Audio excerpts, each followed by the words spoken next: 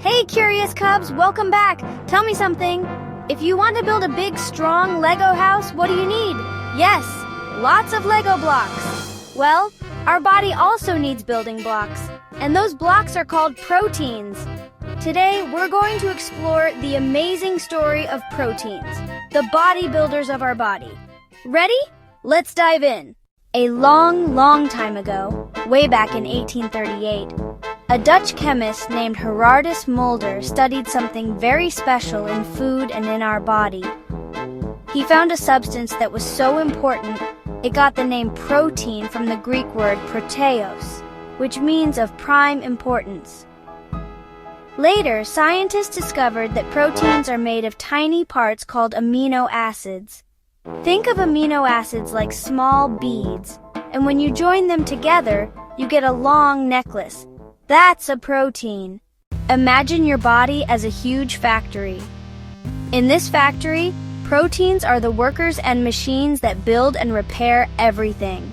They build muscles, repair cuts and wounds, make your hair shiny and strong, strengthen nails, and even create special enzymes and hormones that control important jobs inside our body. Without proteins, our body would stop working properly, like a factory without workers. Now, let's find out where these proteins come from.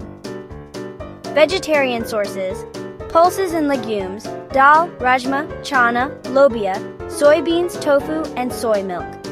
Dairy foods like paneer, cheese, milk, curd nuts and seeds, almonds, peanuts, pumpkin seeds, chia seeds. Non-vegetarian sources: eggs, super rich in protein, often called nature's protein capsule. Fish keeps body and brain sharp. Chicken and meat build strong muscles. So Cubs, whether you are vegetarian or non-vegetarian, you have plenty of delicious options. Uh-oh, what happens if our body doesn't get enough proteins? Our muscles become weak, our growth slows down, and we may feel tired all the time. There are also serious diseases caused by protein deficiency. Kwashiorkor children look weak but have a swollen belly and thin arms and legs. Marasmus kids become extremely thin, with very little energy to even play. But here's the good news. Eating protein-rich foods every day can prevent and cure these problems. Balanced diet = healthy life.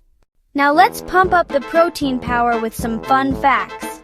Your hair and nails are made of a protein called keratin. Muscles use myosin and actin proteins to help you move, run, and jump. Even your immune system uses proteins called antibodies to fight germs. Do you know? Your favorite superhero Spider-Man's webs and comics are said to be stronger than steel, because they are imagined to be made of protein fibers.